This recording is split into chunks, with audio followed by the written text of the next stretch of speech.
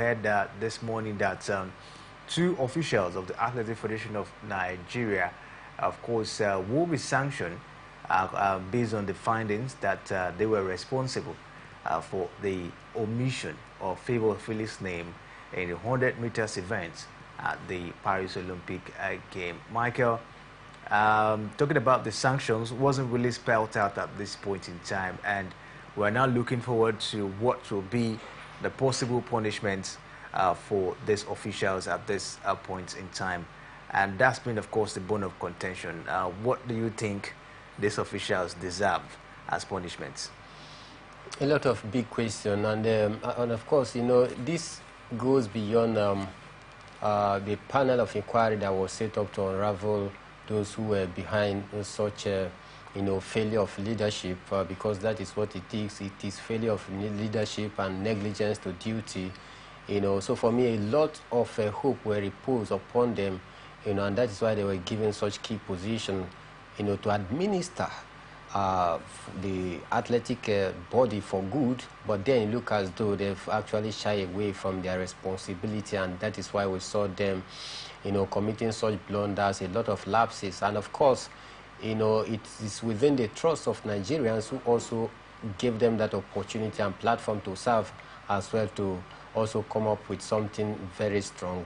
They've done their job very well, but the big question is, what form of punishment do they truly deserve? And I think for me, if you take a look at the abysmal outing of Team Nigeria in the last Olympic game out there, how embarrassing went out there without coming back with any tangible something, not even a bronze medal to show for it, not to talk about gold medal. I think for me, the money that was spent as well, about 13 billion naira that was budgeted for that Olympic, you know, event, actually 9 million went to the Olympic team out there.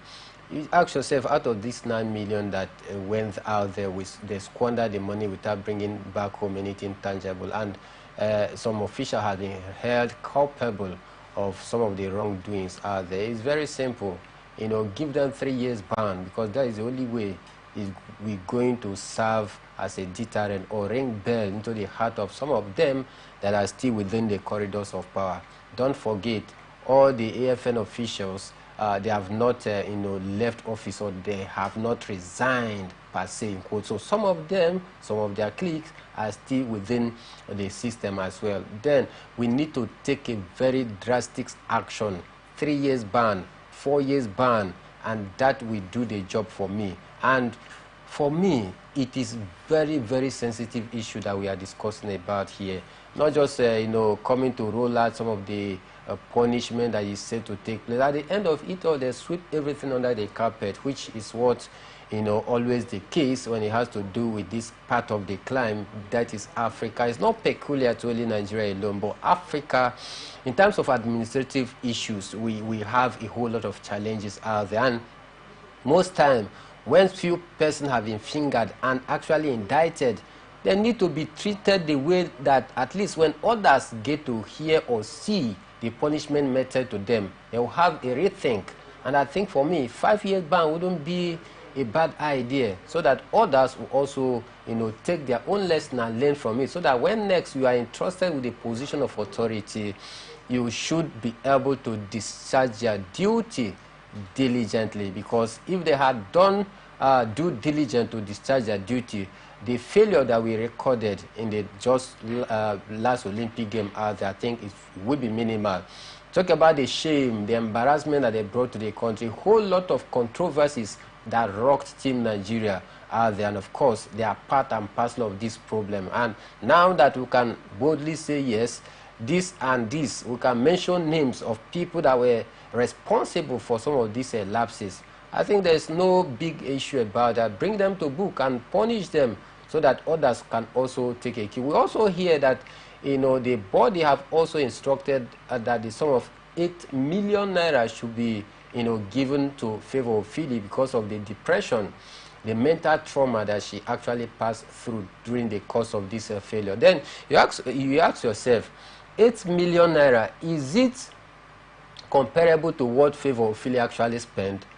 in the course of preparing for the Paris Olympic game, because it took her 3 to 4 good years preparing massively for that Olympic game. And of course, you know, how much she paid for her coaches, personal coaches. You talk about physio, you talk about the nutritionists that actually, you know, provide the food, that because you don't take any substance into your system, so that you don't go and commit another offense which might get you evicted from the competition. So she has spent a lot within the space of 3 to 4 years preparing for such massive you know, hostility, talking about the Olympic game that comes once in every 4 years.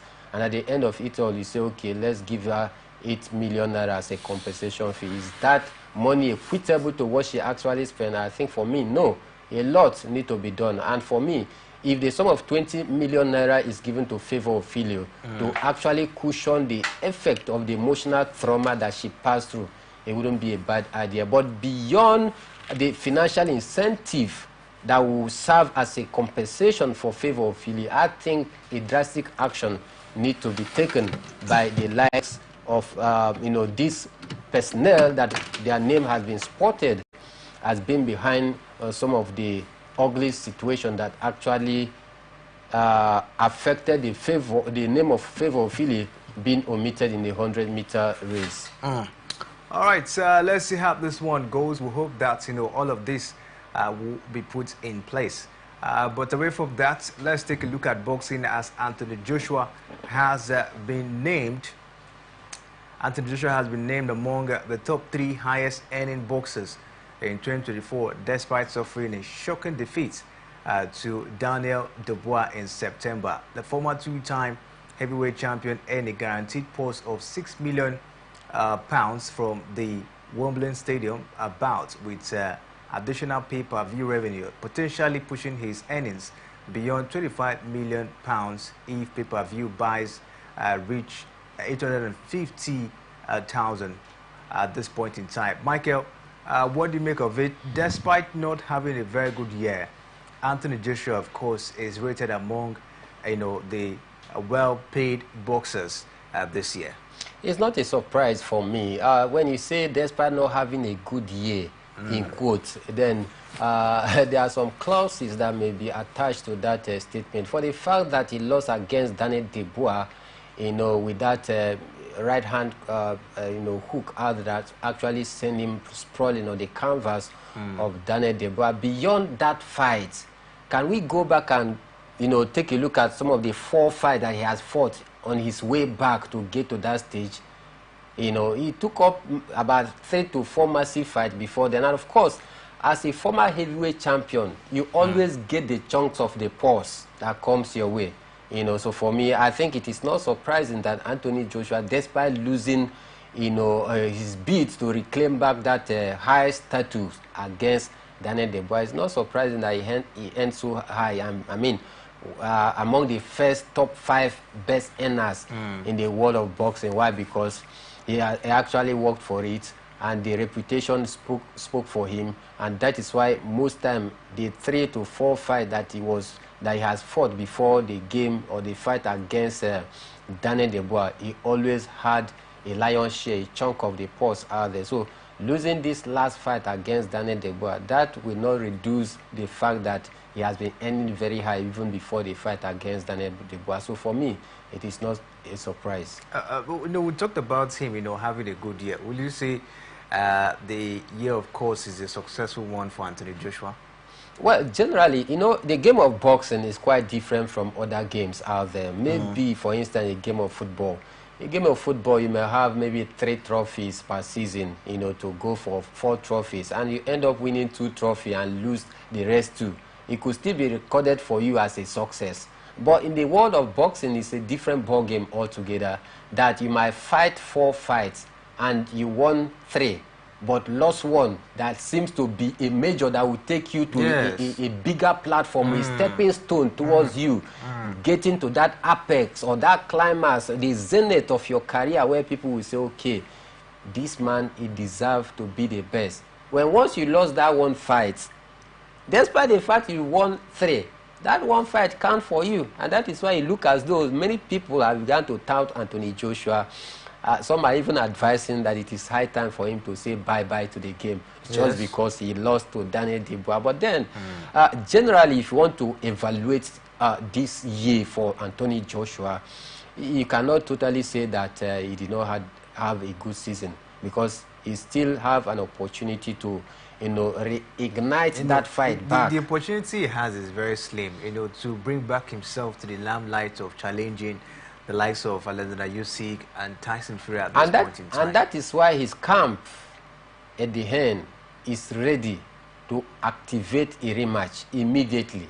Even while so many persons are advising that he should take out time to chill, probably go back to his cocoon, and get back his mojo back. But as it is right now, he knows the importance of that immediate rematch, because if he gets it right in this immediate match, nobody is going to even remember that Anthony Joshua had a very bad season the way we are terming it right now. That is, if that rematch becomes possible against Daniel Dubois, and he get to win Daniel Dubois, all these things we are talking about, Tony Joshua having a bad season or a bad year, will be a thing of the past. And that is why, for me, I think they are towing the right line by making sure they reactivate the rematch as early as possible. Because, one, that is going to put him in a very poor position to be able to square off against the winner in the rematch between Tyson Fury and Alexander Usyk.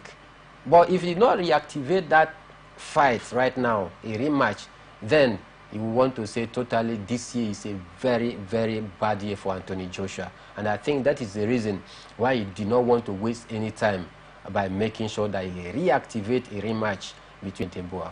For me, I think the season has been a disappointing one for him, because he started the season very well, had some couple of fights, and he was able to get victories in those fights. But the one that matters most, where of course he was, he's standing a chance to get a belt, to become a three-time, champion at this point in time, he fell short.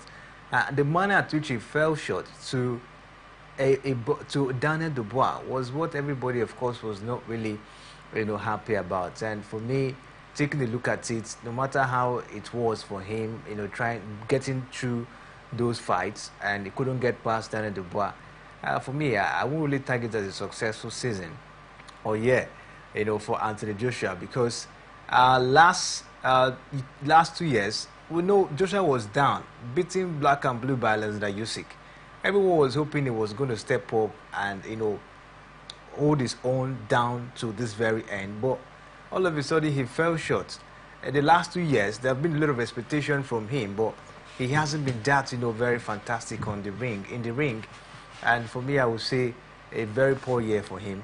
We hope, just like you said, that rematch will be activated, and we'll see what comes. I'm not seeing that rematch being activated this year. Probably going to be next year, and Joshua is going to be where he is at this point in time, because from what I'm seeing, it looks like nobody even wants to fight Joshua. Nobody even wants to see any reason anymore to battle with Anthony Joshua at this point in time, because the man, he has dropped in terms of performance. So I don't know what you think, Michael. For me, I think there's lead light at the end of the tunnel for Anthony Joshua. It is not done and dusted. It's not dead and buried yet for Anthony Joshua. He still has, massive year ahead of him. These things do happen in the world of sport out there. You can't be getting it right every time. Of course, challenges will come. Your ability to stand the test of time and be able to hold your own, even when it seemingly seems as though the world is against you. But your ability to stand tall and continue to push makes you a champion. And of course, a true it is different strokes from different folks. Some are saying it is high time for Joshua to say bye-bye to the game that have brought him fame and popularity, that have brought him wealth, and luxury, that have brought him a whole lot of fortunes. But then others are still saying, no, the man should stick on, the man should hold on. And for me, I am of the opinion that Anthony Joshua should hold on and continue to fight his way through. Possibly, if not for this year, because this year is almost, gone by, then we will wait next season, what comes of Anthony Joshua. But I tell you, Anthony Joshua will certainly bounce back. All right, let's see how this one, of course, will go down. Joshua, of course, bounce back. That's the big question at the moment. But Let's move on as we take a look at the latest coming from tennis. As defending champion Novak Djokovic has pulled out of the ATP finals because of an ongoing injury. The 35-year-old Serb, who has won a record 7 titles at the event, had already qualified as the 6th most successful player on the ATP Tour this season. Djokovic, who has won a record 24 Grand Slam singles titles, will not play again this season. He has not specified the nature of his injury. Now, he won 35 of his 46 matches in 2024 and claimed his sole title at the Olympic Games in Paris, landed the gold medal that had previously eluded him. It is the 4th season since 2005 in which he has not won an ATP event, and only the 4th since 2008 where he has not won one of the 4 Grand Slam titles. The former world #1 reiterated he wants to focus on the Grand Slam as he looks to prolong his career. His next tournament is likely to be the Australian Open, which starts on the 12th of January. Now, in Melbourne, Djokovic will be aiming for an all-time record 25th major single title, putting him clear of Australia's Margaret Court and a 100 tour level trophy.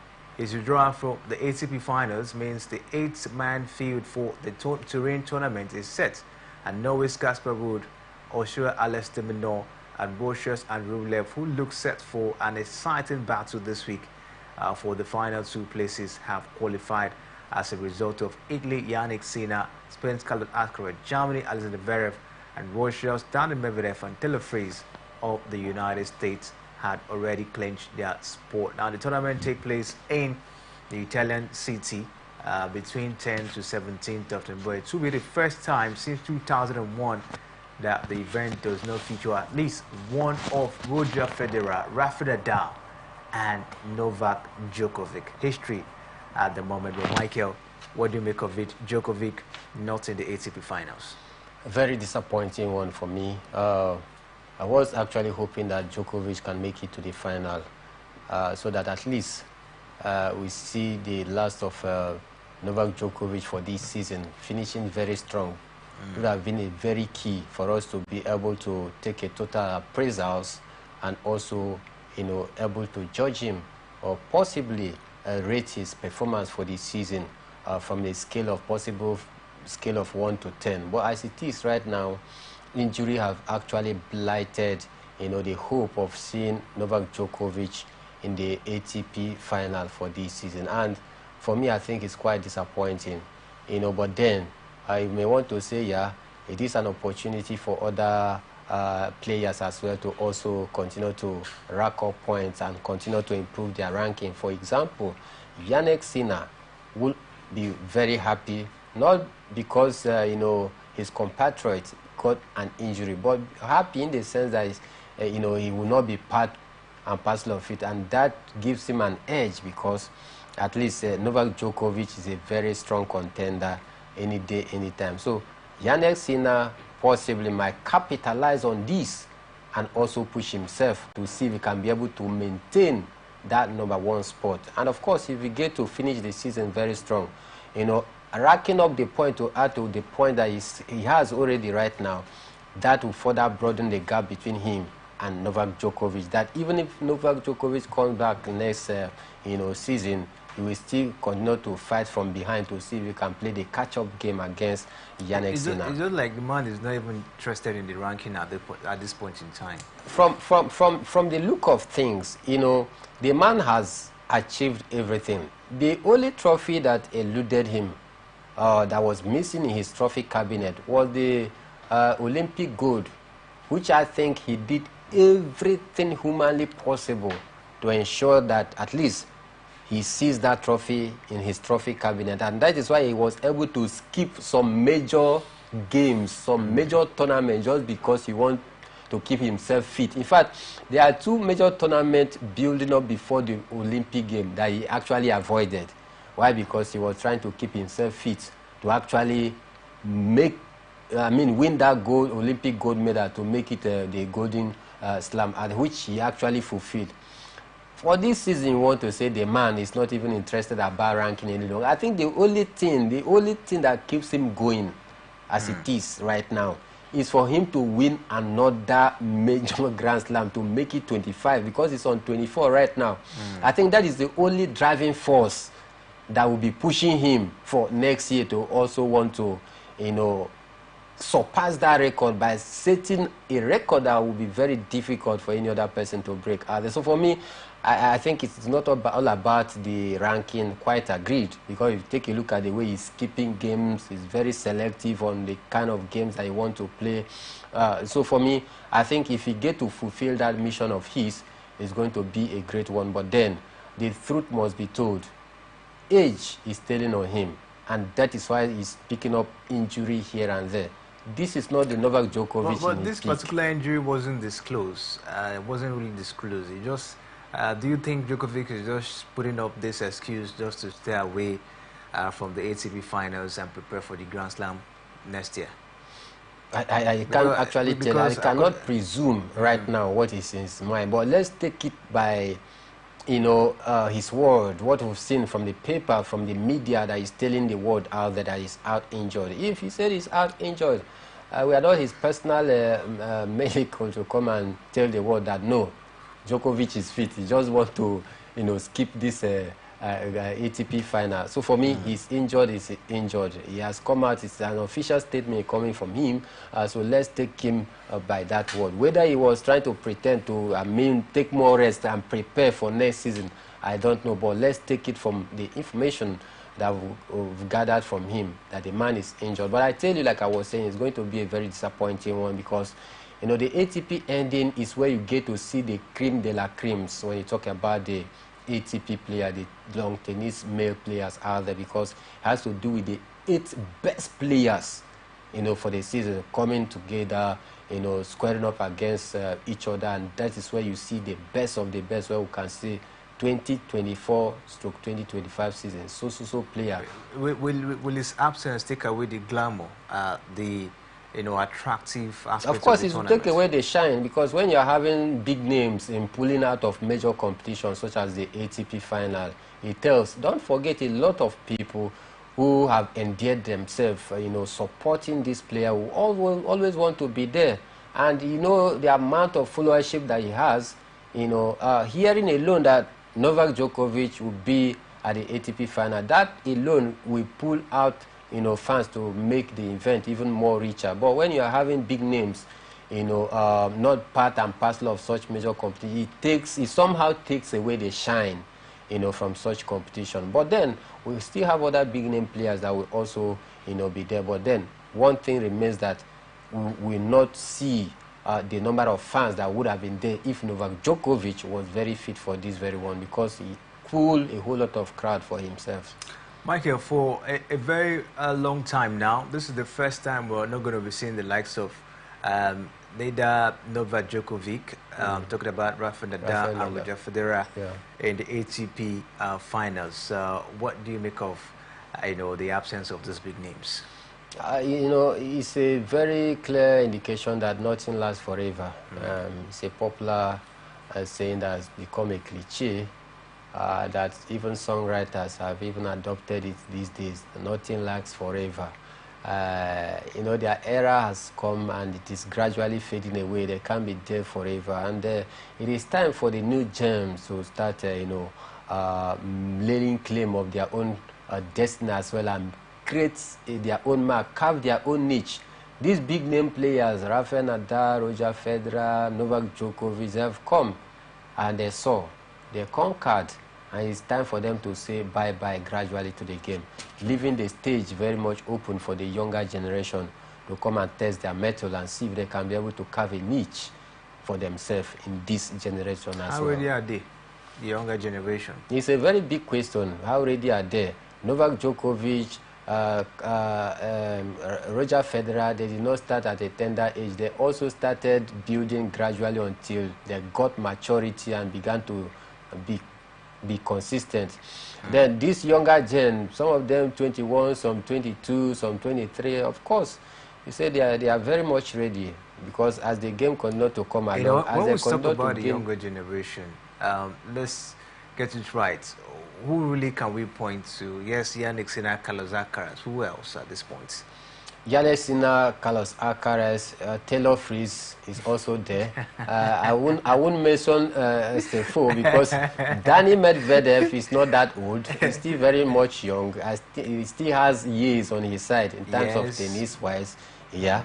So these are names that you can also say yes, maybe they are ready, maybe they are not. But then, if you take a look at the unfolding of event at it is right now, maybe you may want to say because of the fact that some of these big names that have been there very consistent have not even allowed this younger one to shine, to take, you know, and that is why you look at your points. Prove your points. And that is why I look at to break, break through, break the jeans, and be able to stand your ground. That's what and that is what Jannik Sinner is doing. Yes, he's very proving well. A point. Yeah. At some point, it was Carlos Alcaraz going for the jugular against Novak Djokovic. All of a sudden, last season, we saw a breakout season from Jannik Sinner, and you know, pushing Carlos Alcaraz to the back seat, taking the center stage, you know, dictating things, pulling the strings out there. So for me, I think they are doing their best as well.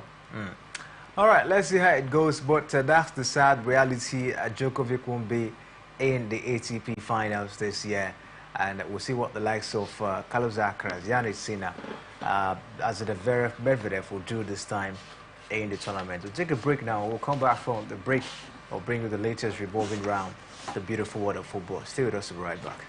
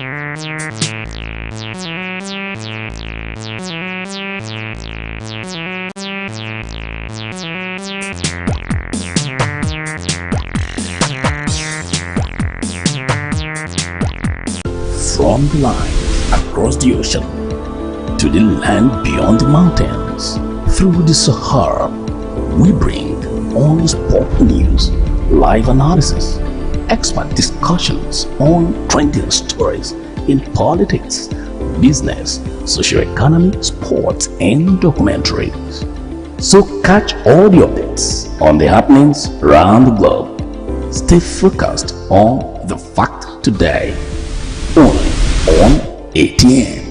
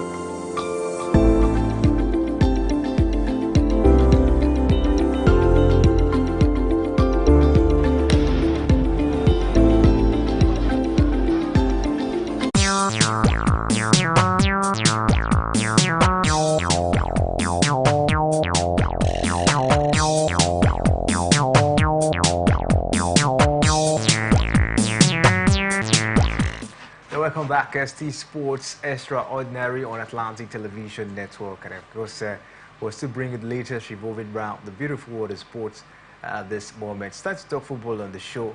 And of course, we'll start from the Premier League as we hear that Arsenal sporting director Edu has resigned from his role.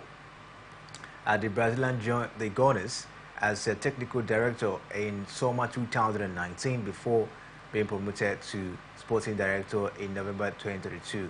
Edu, who is 46 years, played for Arsenal between 2001 and 2005 and won 2 league titles, with one coming as part of for the Invincibles team of 2003 and 2004. The former midfielder was heavily involved in bringing manager Mikel Arteta to the club, with Arsenal winning the FA Cup at the end of Arteta's first season in charge. Michael, what do you make of it? Arsenal sporting director Edu, of course, has resigned, has tendered his resignation. I don't know what you make of it. Will it affect Arsenal going forward, looking at the crucial moments they are at this point in time? Of course, for sure. It will certainly affect Arsenal going forward. This is a very crucial moment. Don't forget that, just like you rolled out there, that he was very instrumental in bringing Mikel Arteta to Emirates out. And he was also very instrumental in some of the recruitment that Arsenal have done so far under Mikel Arteta. Was very instrumental in recruiting the likes of Martin Odegaard, the likes of Declan Rice. You know, these are some of the key players that he was able to bring into the Arsenal team. He was also the one that facilitated the move of Kai Havertz from Chelsea as well down to, you know, Arsenal Football Club. The last summer deal, Calafiori coming in as well. These are the handiwork of what Edu did, you know, trying to bring Arsenal to that point where they are now regarded as a genuine title contender.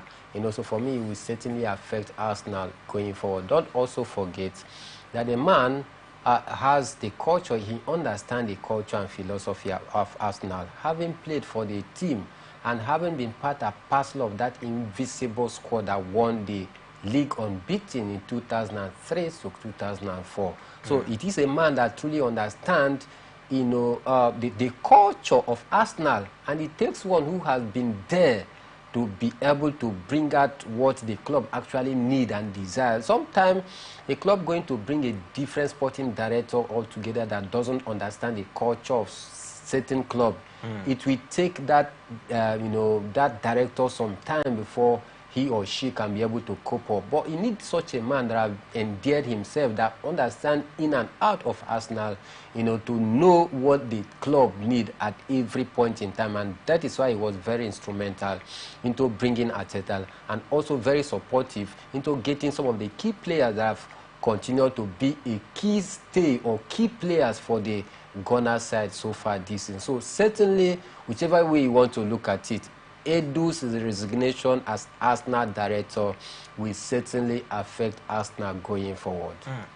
All right, let's see how it goes for Arsenal Football Club. We hope they'll be able to put things right at this point in time. But Michael, let's talk about the UEFA Champions League tonight. It promises to be an exciting one, as Real Madrid will be looking forward to redeem themselves after the abysmal performance in the El Clasico against Barcelona. Tonight, there will be action against AC Milan. Michael, I don't know what you make of this encounter. How do you see this one panning out tonight? It's going to be a tough game for both sides, because both sides are European, you know, powerhouses rather. They are European giants.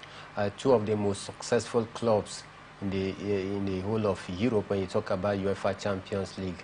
AC Milan having won it a record 7 good times, and for Real Madrid, you know, it looks as though it is their traditional heritage, in quotes, you know, to win the Champions League, as they won the record 15 times.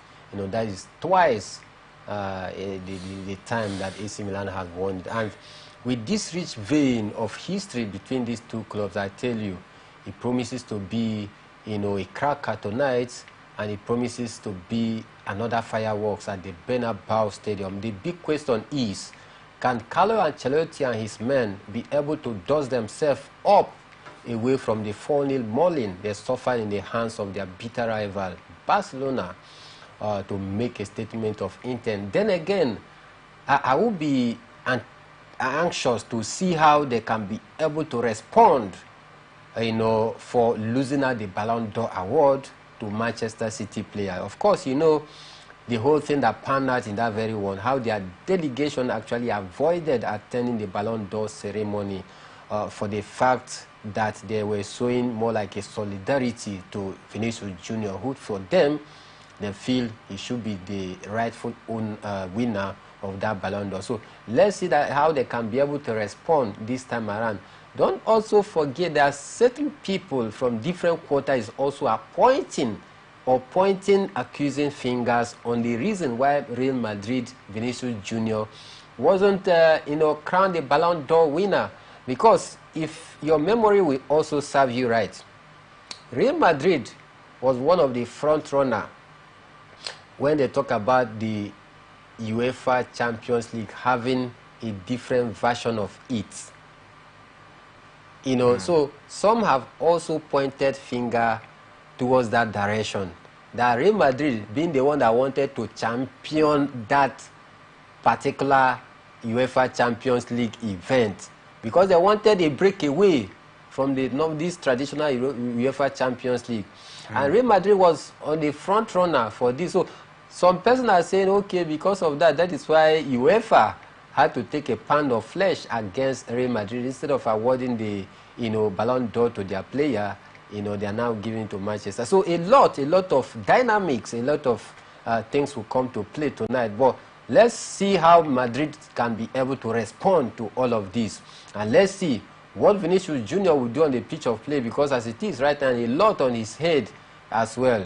And for Vinicius Jr., he needs to prove to the world that indeed he truly deserves it, because there are so many things that came to play. Some are saying it's because of his character, the way he reacts to opponents and all of that. These are some of the factors that actually, made him not to win the UEFA Champions League. But whichever way you want to look at it, it's going to be a fireworks tonight at the Bernabeu, because for AC Milan, they want to also get back to winning ways so that they can also come back very strong, because they are outside of the 24 teams right now, which invariably means that if they don't win tonight, their chances of even getting a playoff ticket is under jeopardy. And that is why I think they want to do everything humanly possible to take all 3 points against Madrid's side that is very, very hot. Hot in the sense that their player, according to them, that were supposed to win the Ballon d'Or, didn't win it. Secondly, they are still nursing the wounds and the injury of the 4-0 bashing by Barcelona. So a lot of dynamics. That is why I say that it's going to be a cracker tonight. And I can't wait for 8 p.m. to come along. Let's see how that one will go down. Real Madrid against AC Milan tonight. And we'll see where the pendulum will swing to. PSV and Devon will be national against Girona. Also see Slovan Bratislava against Dynamo Zagreb. Bologna will be national against Monaco. Monaco, they've been a surprise package in the Champions League, Michael. You see them bashing Bologna tonight. Of course, it's going to be a very difficult call. But, Monaco, they are just trying to reinvent the Monaco we know of past. Of course, you know how great players they've actually brought out to the limelight. The likes of Kylian Mbappe you are hearing today making waves also came via that ranks as well. You also saw when Chelsea actually went to raid Monaco, and different clubs they went to raid Monaco for their players, courtesy of their impressive performance in the UEFA Champions League some years ago. So I think it looks as though they want to reinvent that old Monaco. Well, then I tell you, it's going to be a very big night for Monaco. Let's see what it brings to the table tonight. But in the UEFA Champions League, you cannot push away any team. You can't underrate any team. If not, who will believe that Aston Villa, that have not played the UEFA Champions League for about 50-something years, is also topping the UEFA Champions League stand against the traditional teams like Bayern Munich, Real Madrid, AC Milan, just name it. So this is football for you. All right, Borussia Dortmund will also be national against Storm Graz, or we'll see Celtic against RB Leipzig. Lille will also be in action against Juventus, and Liverpool will lock horns against Bayer Leverkusen. Interesting one, Michael. Liverpool, Bayer Leverkusen tonight. How do you see this one panning out as well? Well, for me, I'm hoping that Liverpool can be able to, draw well from the pool tonight against Bayern Leverkusen, in quotes. But it looks as though Bayern this season, they are beginning to lose.